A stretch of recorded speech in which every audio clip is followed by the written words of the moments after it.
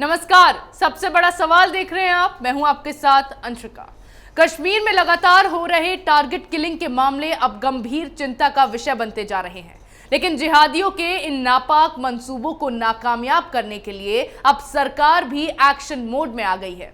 इसी सिलसिले में गृह मंत्री अमित शाह ने हाई लेवल मीटिंग की, जिसमें आर्मी चीफ और एनएसए डोभाल जैसे बड़े अधिकारी शामिल रहे। इस मीटिंग में कश्मीर की सुरक्षा हालातों पर मंथन कर कई अहम फैसले लिए गए हैं, जिससे अब जिहादियों की बैंड बजाने की तैयारी कर ली गई है। ऐसे में सबसे बड़ा सवाल यह है कि क्या सरकार के एक्शन के बाद आतंकी घाटी में कश्मीरी हिंदुओं को निशाना बनाने से बाज आएंगे? इसी विषय पर चर्चा के लिए मेरे साथ स्टूडियो में मौजूद है कैपिटल टीवी के editor in chief doctor Manish Kumar. Doctor साहब, बहुत बहुत स्वागत है। धन्यवाद। डॉक्टर साहब, अमित शाह ने कश्मीर में हो रही टारगेट किलिंग को लेकर एक हाई लेवल मीटिंग बुलाई, जिसमें बड़े बड़े अधिकारी मौजूद रहे। क्या कुछ फैसले इस मीटिंग में लिए गए?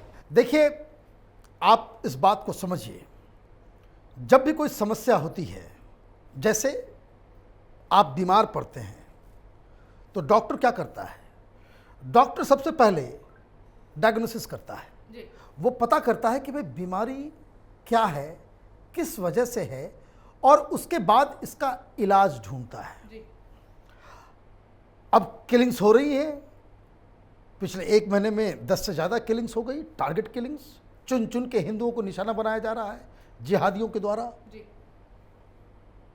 तो कई सारी चीजें सरकार कर सकती थी। एक ऑल पार्टी मीटिंग बुला सकती थी, बातचीत का रास्ता खोल सकती थी, लेकिन इस सरकार ने इस समस्या का जो डायग्नोसिस किया है, वो इस मीटिंग के चरित्र से मालूम चल जाता है कि सरकार के दिमाग में क्या चल रहा है जी।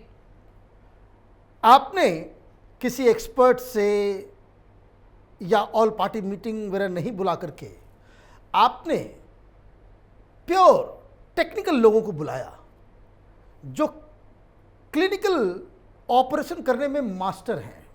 मतलब आपने एनएसए अजीत डोभाल को मीटिंग में बुलाया।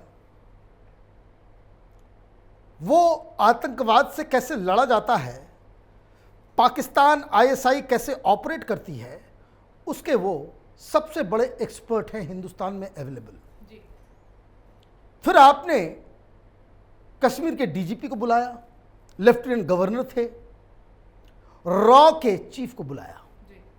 आपने आईबी के चीफ को बुलाया, आपने आर्मी के चीफ को बुलाया, सीआरपीएफ के चीफ को, और तमाम जो सिक्योरिटी एजेंसीज हैं जो कश्मीर में ऑपरेट करती हैं, उनके हेड्स को बुला करके आप ये मीटिंग करके आपने साफ साफ सिग्नल दे दिया कि ये कोई पॉलिटिकल प्रॉब्लम नहीं है, ये एक लॉ एंड ऑर्डर प्रॉब्लम है, ये आतंकवाद है, और इसका इलाज कौन लोग करेंगे? तो जो इस मीटिंग में बैठे हुए हैं। मतलब मोदी सरकार का अप्रोच बहुत ही क्लियर है। It is time to answer bullets by bullets. Doctor साहब, जिस तरह से ये हाई लेवल मीटिंग बुलाई गई, इसमें बड़े बड़े अधिकारी वहां मौजूद रहे, जाहिर सी बात है बड़े बड़े प्लान्स बने होंगे। कश्मीर में जो टारगेट किलिंग हो रही है, तो अब प्लान तो बना लिया गया, अब उसे इंप्लीमेंट कब किया जाएगा?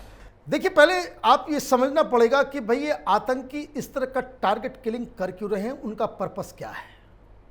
अगर उनके पर्पस को आप ढंग से समझ नहीं सके, उनकी कार्रवाइयों को आप समझ नहीं सके, वो करना क्या चाह रहे हैं, क्यों कर रहे हैं, और क्या वो अचीव करना चाह रहे हैं, तब तक आप गलत फैसले लेंगे।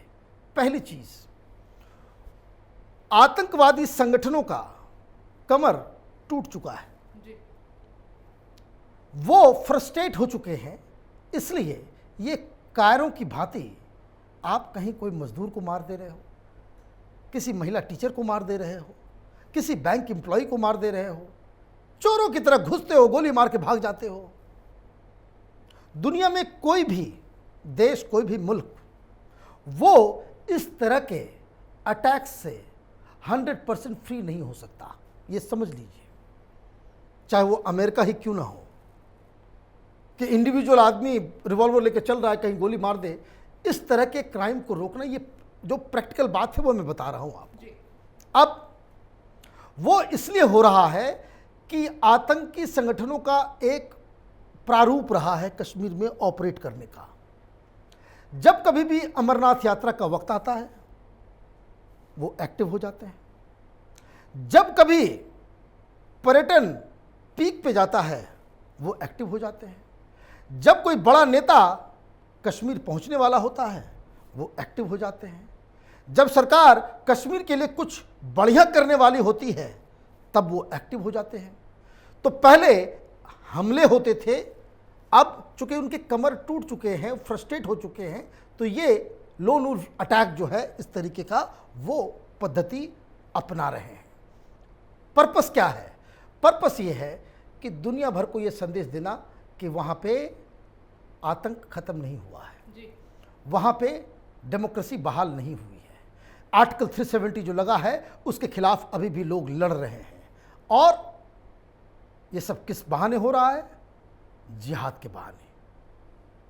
यंग माइंड्स को पल्यूट करके 72 होरों का झांसा दे करके उनको इस राह पे भेजा जा रहा है। अब ये चूंकि ये जिहाद का मसला है, ये पाकिस्तानी फंडेड ऑर्गेनाइजेशंस की करतूतें हैं, तो आप इसको कैसे टैकल करोगे?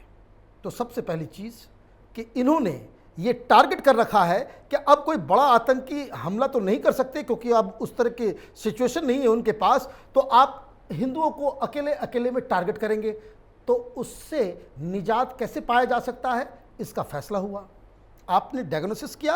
अब इस तरह के वारदातों को कम करने के लिए सबसे पहला चीज़ जो सरकार की तरफ से जो बताया जा रहा है वो ये कि जो तमाम लोग हैं जो सरकार में काम करते हैं, जो बैंक में काम कर रहे हैं या किसी महकमे में काम कर रहे हैं, उनको, उन हिंदुओं को आप सेफ जगह पे लेकर के जाएं। हालांकि ये इतना ज़्यादा पॉसिबल नहीं है कि आप इनको जो है कई सारे लोग बिजनेस कर रहे हैं, ये कर रहे हैं, उनको तो आप लेकर के नहीं आ सकते, लेकिन जितना भी ज़्यादा आप लोगों को ट्रांसफ़र करके आप उनको सेफ जगह पे ट्रांसफ़र पोस्टिंग दे सकते हैं तो वो काम किया जाएगा।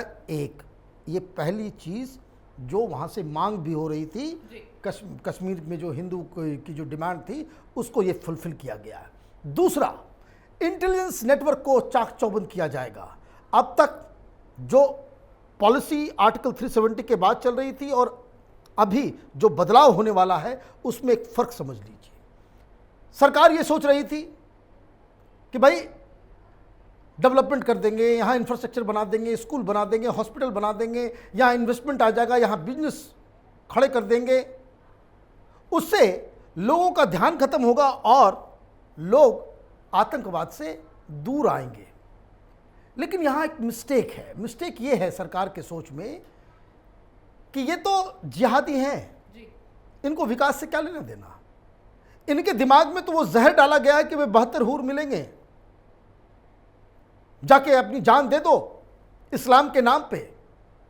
वहां वहाबिज्म चल रहा है, पाकिस्तान से फंडिंग हो रही है। तो अब जो नया बदलाव आया है कि आर्टिकल 370 के फौरन बाद जिस तरीके से आतंकियों का एलिमिनेशन का जो प्रोसेस हुआ, अब ये समझिए कि 10 साल यूपीए के दौरान टोटल 250 के आसपास आतंकियों को मारा गया था। मोदी सरकार के रिजीम में भी 10 साल पूरे भी नहीं हुए हैं, 1800 के आसपास आतंकियों को खत्म किया गया है। अब ये जो एजेंसियां जो बैठी हुई थी आज, उनको क्लीन चिट दिया गया है, उनको ग्रीन सिग्नल दिया गया है कि जो कोई भी इस काम में लिप्त नजर आए, ये इनकम टैक्स की कार्रवाई, ईडी की कार्रवाई, पकड़ के जेल में लाना, वो सब नहीं होगा। फैसला ऑन द स्पॉट। क्योंकि ये बीमारी ऐसी है, देखिए 2 चीज़ें हैं इसके लिए बोलने में, इसको आत्मसात करने में किसी को कोई दिक्कत नहीं होना चाहिए, और ये डेमोक्रेसी का तकाजा है। ये नक्सली और ये जिहादी आतंकी, इनका बस एक ही इलाज है, they have to be eliminated. ये कोड है समाज का। डॉक्टर साहब, एक अहम सवाल यहाँ ये भी है कि कश्मीर में गैर मुसलमान लोगों को हमेशा से टारगेट किया ही जाता रहा है, लेकिन अब अचानक से ये जो हत्याएं हो रही हैं, इनमें अचानक से उछाल क्यों आया है? देखिए, इसमें अचानक से उछाल इसलिए आया है क्योंकि पिछले महीने कश्मीर में रिकॉर्ड तोड़ टूरिस्ट पहुंचे, जी। चीजें नॉर्मलाइज होती चली जा रही थी। ये पाकिस्तानियों को पसंद नहीं आता, ये जिहादियों को पसंद नहीं आता कि सब कुछ वहां नॉर्मल हो जाए, वहां पे सड़कें बन जाए, लोग अमन चैन से जिंदा रहे, सबको वहां नौकरी भी मिल जाए, सबको बिजनेस भी हो जाए। कश्मीर का, घाटी का जो मुख्य जो बिजनेस है वो क्या है? टूरिज्म है। और टूरिस्ट पहुंच रहे थे, लोगों का ध्यान चला जाएगा रोजी रोटी के मसले में, तो फिर जिहाद से तो नाता टूट जाएगा। तो आप कैसे क्या करोगे? या आप देखिए ये पूरा ये जो सर्कुलर सिस्टम है, तो आप लगातार गोलियां चलाने लग गए। जैसा कि मैंने बताया, अमरनाथ यात्रा भी शुरू होने वाला है, उसके पहले हर बार हर जगह ये काम करते हैं। तो ये अमरनाथ यात्रा और टूरिज्म, ये दोनों के आते ही ऐसा माहौल बन रहा था कि सब कुछ अब नॉर्मल हो गया है। और मैं आपको बता दूं, इस बार रिकॉर्ड तोड़ टूरिस्ट पहुंचे, क्योंकि लोगों को लग रहा है कि अब नॉर्मलाइज हो गया, अब वहां कोई हिंसा विंसा नहीं हो रहा। तो आपने क्या किया? आपने हिंदुओं को टारगेट करना चालू कर दिया। मीडिया ने उसको उठाया और इस तरीके से उठा दिया कि जैसे आप देखिए, आम आदमी पार्टी का लीडर ये संजय सिंह, ये तो खुद माने पूरी पार्टी भ्रष्टाचार में फंसी हुई है, और इनके पास ये बोलने की बेशर्मी के साथ आप ये कि भाई वो दौर लौट आया है। कांग्रेस पार्टी भी कह रही है वो दौर लौट आया है। अरे कोई दौर वौर नहीं लौटा है, कोई एक्सोडस नहीं हो रहा है। लोगों को डर लग रहा है क्योंकि हिंदुओं को टारगेट किया जा रहा है। जो लोग जा सकते हैं वो जा रहे हैं जी। लेकिन इसकी तुलना 30 साल पहले की सिचुएशन, ये कश्मीर फाइल लोगों को याद आ रहा है। मैं देख रहा था कांग्रेस के स्पोक्स पर्सन को, वो कह रहा है कि भाई अब कश्मीर फाइल जिसने फिल्म बनाई है उसको कश्मीर फाइल 2 बनाना चाहिए। अरे भाई चुल्लू भर पानी में डूब मरो। इस सिचुएशन को उस सिचुएशन से कैसे आप कंपेयर भी कर सकते हो?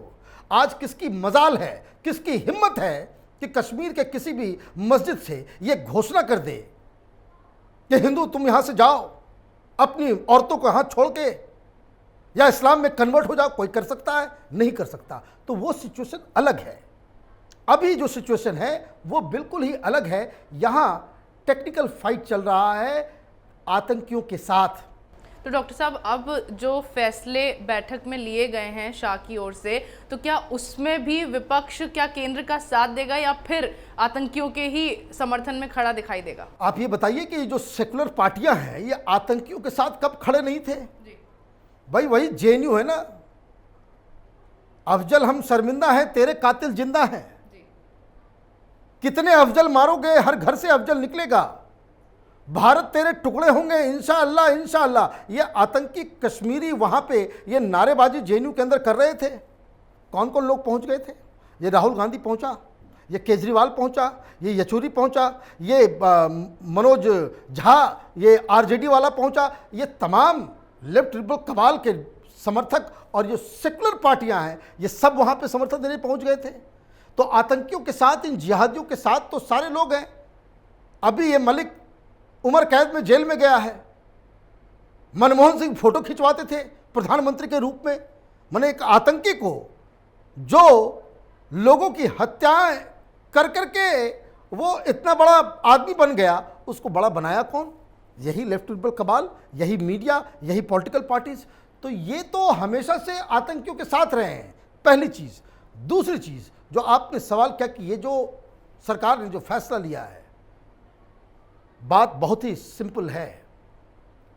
ये डर, ये जो चीखें टेलीविजन चैनलों पे हिंदू औरतों की सुनाई देती है, ये पूरे देश में हिंदुओं के दिल में जो है वो धड़कता है, आंसू निकलते हैं। इसका तो एक ही इलाज है कि कश्मीर घाटी के अंदर जितने भी आतंकी हैं या आतंकी के समर्थक हैं, आतंकी के फिनेंसर हैं, आतंकी के साथ सिंपथाइज करने वाले हैं, दे मस्ट बी एलिमिनेटेड।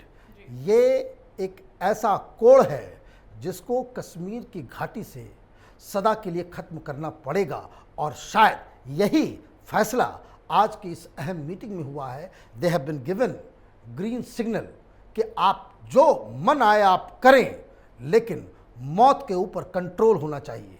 जानकारी ये भी मिली कि इस मीटिंग के दौरान अमित शाह काफ़ी नाराज़, काफ़ी गुस्से में थे कि आप लोगों के पास ऐसी कौन सा अधिकार नहीं है, आपको कौन रोक रहा है कड़े फैसले लेने के लिए। और शायद इस मीटिंग के बाद से क्लियर कट सारी एजेंसियों को ये बता दिया गया है कि खून का कतरा नहीं गिरना चाहिए, और अगर खून का कतरा गिरता है तो उसके लिए जिम्मेदार लोगों को छोड़ना भी नहीं चाहिए, चाहे वो पाकिस्तान में जाकर के भाग के छिपे क्यों ना हो। तो यही आज की कल की मीटिंग का जो है पूरा लब्बुलुभाव है। जी बिल्कुल, सालों पहले कश्मीरी पंडितों को निशाना बनाकर उन्हें कश्मीर छोड़ने के लिए मजबूर किया गया, और अब फिर एक बार जिहादियों ने अपना प्रोपेगेंडा के तहत भारत को बदनाम करने की कोशिशों को अंजाम देना शुरू कर दिया है। लेकिन शाह ने अपनी बैठक में आतंकियों के खिलाफ सख्त एक्शन लेने के आदेश दे दिए हैं, जिससे इन जिहादियों के मंसूबे अब कामयाब नहीं हो पाएंगे और घाटी में फिर एक बार सुकून से कश्मीरी हिंदू रह पाएंगे, क्योंकि अब समय बदल गया है और सरकार अब ना तो कश्मीर में हिंदुओं के साथ हो रही नाइंसाफी को सहन करेगी और ना ही आतंकियों की नापाक साजिश को। इस विषय पर चर्चा के लिए आपका बहुत बहुत धन्यवाद। सबसे बड़ा सवाल में मेरे साथ आज इतना ही। अगर आपको हमारा वीडियो पसंद आया हो तो इसे लाइक करें, शेयर करें, कमेंट करें, साथ ही हमारे चैनल को सब्सक्राइब करना ना भूलें।